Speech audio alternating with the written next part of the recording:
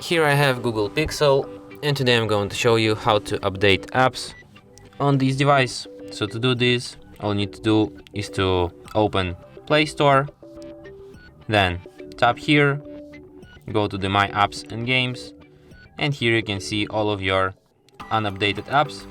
As you can see, I have no updates available because all of my apps are up to date, but if you have any unupdated apps, you will see them here in this list, and you can update them all at once by tapping Update All button or update them one by one.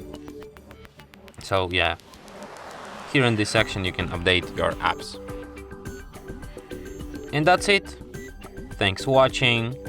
If you find this tutorial useful, don't forget to hit that like button and subscribe to our channel.